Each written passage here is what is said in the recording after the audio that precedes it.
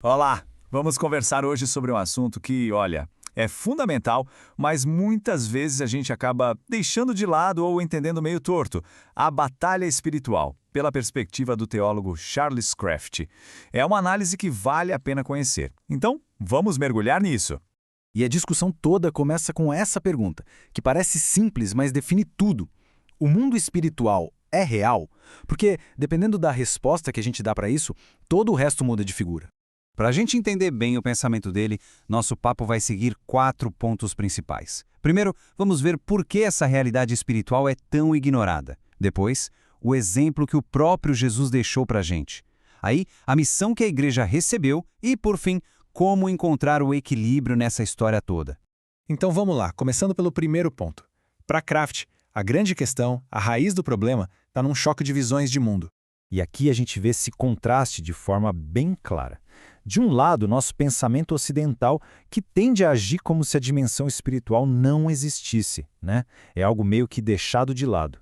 Do outro, a visão bíblica, que não só reconhece, mas coloca a existência de forças espirituais como parte da realidade.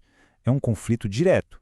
E essa citação do Kraft resume o argumento dele perfeitamente. Para ele, não é uma questão de opinião ou de interpretação. Ele está dizendo, olha, está no texto. A Bíblia afirma que isso existe.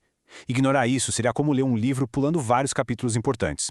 Certo. E qual seria a maior evidência desse confronto? Bem, segundo Kraft, é só olhar para o ministério de Jesus. É aqui que a teoria vira prática, e de uma forma bem intensa. Quando a gente lê os evangelhos, o que a gente encontra? Jesus não estava só dando palestras, ele agia. Ele expulsava demônios, libertava pessoas que estavam sofrendo opressão e o tempo todo anunciava que o reino de Deus estava vencendo. As ações dele eram um confronto direto. E aqui está o pulo do gato. Não eram só milagres aleatórios para impressionar a galera.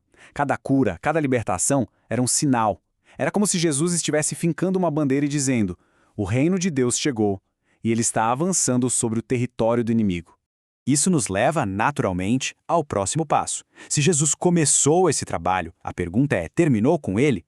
De jeito nenhum. Essa missão foi passada adiante, foi entregue para a igreja continuar. E como é que a igreja faz isso? É uma progressão bem lógica. O primeiro passo é simplesmente reconhecer essa realidade. Depois, vem a ação de confrontar as obras das trevas. E o mais importante de tudo, fazer isso não com base na própria força, mas na autoridade que o próprio Cristo delegou. Mas é bom deixar claro o que significa confronto espiritual. Não é sobre ter uma obsessão pelo mal, ficar procurando demônio em todo lugar. Não. Estamos falando de ações práticas. A oração, que é uma ferramenta poderosa. Anunciar o evangelho, que é literalmente levar luz onde há escuridão. E o ministério de libertação, que é um ato de pura compaixão. Ok, mas com um tema tão forte, como manter o equilíbrio? Como não pender para os extremos? É o que a gente vai ver agora, na nossa última parte, usando a perspectiva do movimento Weinert como um exemplo bem interessante de equilíbrio. Essa tabela aqui é ótima. Ela mostra os dois caminhos. De um lado, uma visão que pode gerar uma obsessão com o mal, onde o foco acaba sendo só nas obras das trevas. Do outro, uma perspectiva equilibrada que diz: sim, a batalha é real, mas o nosso foco principal é Jesus e o avanço do reino dele.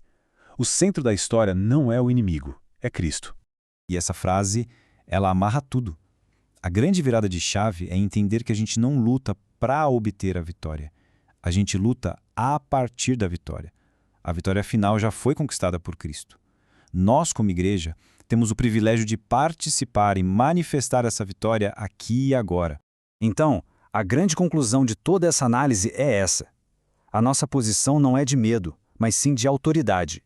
A motivação para agir vem da confiança na autoridade de Cristo, não do medo do que o inimigo pode fazer.